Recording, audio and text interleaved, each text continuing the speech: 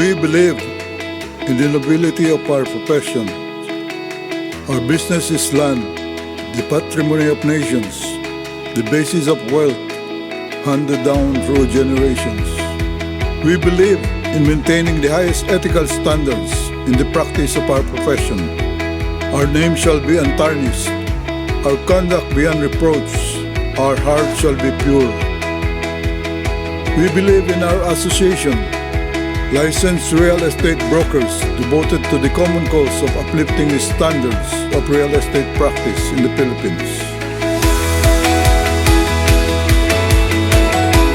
As your 2024 National President, I now call this first National General Membership Meeting to order. A very warm welcome to the first National General Membership Meeting of the Real Estate Brokers Association of the Philippines for the year 2024.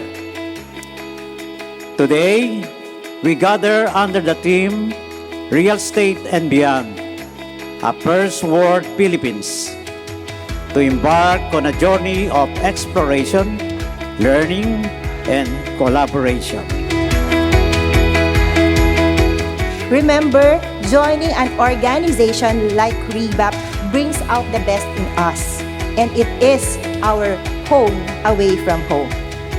So thank you for being here and contributing to the success of our meeting. Let's make 2024 an exceptional year. We believe in our sacred mission to spearhead our country's efforts to attain economic stability and prosperity by promoting the proper and maximum utilization of land. We believe in the greatness of the human spirit, that it can conquer, transcend, and overcome all obstacles thrown our way. We believe in the word of our Almighty God, who protects us, guides us, heals us, strengthens us, and showers us with all His blessings. All this we believe in. We are the members of the Real Estate Brokers Association of the Philippines.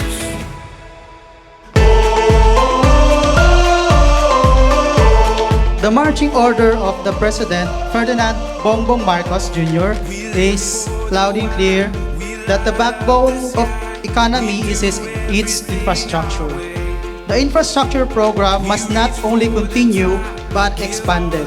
We must keep the momentum and aspire to build better, more, and faster. We can live now. Yeah, nothing's gonna hold us down. We are the fighters, the dreamers, the ones who believe. Oh, we can live free. We can live. Lahat po tayo ay pwedeng mag-ambag tungo sa isang mas magandang Pilipinas, towards a first world Philippines. At sana magkakasama po tayo dito at sana kung ano man ang mga profesyon natin, kung ano man ang negosyo natin, kung nasan man tayo, let us always strive to do the right thing. We can live now. Yeah, nothing's gonna hold us down. We are the fighters, the dreamers, the ones who believe. Oh, we can live free. We can live now. So I'd like to take this opportunity to thank everyone who's attending this first NGMM. But first, I would like to thank the National Board for allowing Green Hills to be your co-host. We can live now.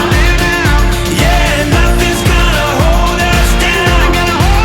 We are the fighters, the dreamers, the ones who believe. Oh, we can live free.